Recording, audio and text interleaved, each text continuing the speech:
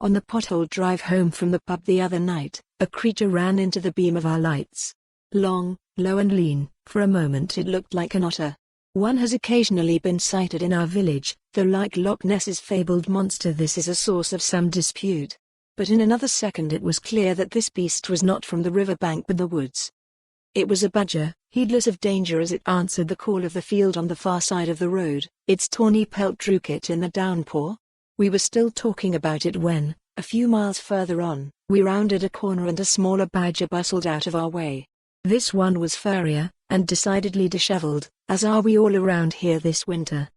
Badgers are a common sight in these parts, though usually found pancaked by the roadside. There is one that roams the village, mostly under cover of dark. Now and then it leaves a neatly dug hole near our apple tree, filled with an unsavoury deposit.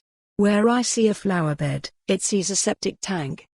At dusk one evening, a neighbour stopped weeding and, turning her head, caught one staring her in the eye.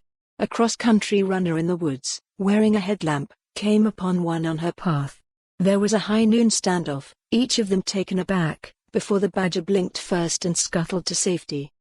When we moved to the borders, 2 years ago, we were seeking space, and peace and fresh air, rather than wildlife. But the abundance of animals and birds, most of them anyway, has added immeasurably to its appeal. There are badgers in cities, of course, and probably far more foxes than we ever see in the sticks. My husband did, however, spot a mangy fox in a snowy field, shortly after we arrived. It was clearly half-starving since it was a dangerously easy target in broad daylight. Seeing him it froze, paw in the air, then carried on its way, sinking 5 inches deep with every step. As I write, a horse is clip-clopping past the window. The day we came to view this cottage a string of ponies rode by, and I knew this was the place.